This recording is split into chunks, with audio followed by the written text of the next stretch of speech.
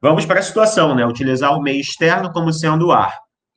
Então, assim como lá no espelho eu tinha um foco, aqui é a mesma ideia. Eu estou pegando superfícies esféricas e estou transformando ela em algo que vai ser útil para a gente. Quando a gente fala de convergir, ou seja, a gente viu no módulo de. A gente viu na parte de ótica, introdução à ótica geométrica. O que são raios de luz convergentes? Que eles vão todos para o mesmo ponto. O que são raios de luz divergentes? Que eles saem do mesmo ponto e se espalham.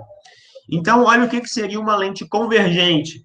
Os raios de luz estão vindo paralelos e todos convergem em direção ao foco.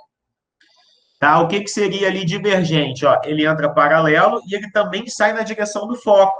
Só que como a ideia da lente é que a luz sofra refração, então ela não vai seguir ali convergindo, ela vai divergir. Então, eu tenho uma situação ali de lente de borda fina, tá? Que utilizando o ar como meio externo será uma lente convergente, e eu tenho uma lente de borda grossa que utilizando o ar como meio externo ela vai ser divergente, e aí os raios vão sair.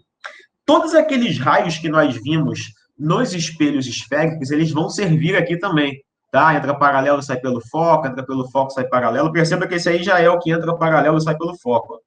Todo raio de luz que incide paralelo ali ao eixo principal, ele vai sair na direção do foco. Então, aqui não vai ser diferente. O que é importante, né?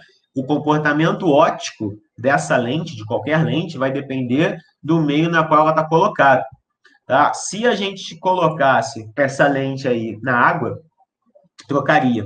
A lente que é convergente vira divergente e a que é divergente vira convergente. Elementos dessa lente. Tá? Eu tenho o eixo principal. Essa aí é uma lente convergente. Eu tenho o centro óptico, tenho o ponto antiprincipal e tenho o ponto focal. De modo que é aquela mesma ideia, né? O raio lá do espelho, da superfície esférica, era o dobro da distância focal. Então, o ponto focal era o ponto médio. Aqui é a mesma ideia. Só que ao invés de ser raio, a gente chama de ponto antiprincipal, que é o ponto A. Tá? Então, ali, ó, C é o centro óptico, né, o cruzamento do eixo principal com a lente, então eu tenho o eixo principal e a lente cortando ali. O foco, que é a distância definida pelo ponto médio entre o centro e o ponto antiprincipal.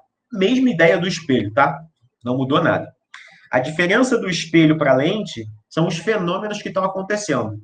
Então, no espelho eu tinha reflexão e na lente eu vou ter refração. Tá? A lente convergente, então, todo raio de luz que entra paralelo sai pelo foco. Entra paralelo, sai pelo foco. Entra paralelo, sai pelo foco. Lente divergente, entra paralelo, também sai pelo foco.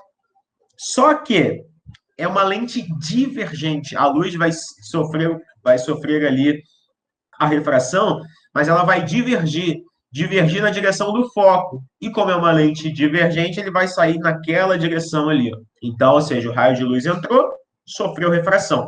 Só que ele diverge. O nome, né? Ó, convergente aqui, ó. A lente convergente, os raios de luz entram paralelo, saem na direção do foco. E aqui, a lente divergente, eles entram aqui e saem na direção do foco. Isso aqui, esse exemplo de lente convergente, pode ser uma lupa.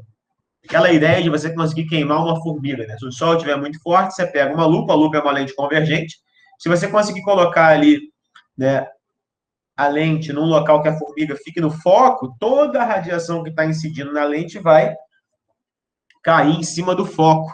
E aí, isso vai gerar uma concentração de energia, você pode ali queimar a formiga, né? E a ideia da lente divergente, então os raios vão divergir, tá?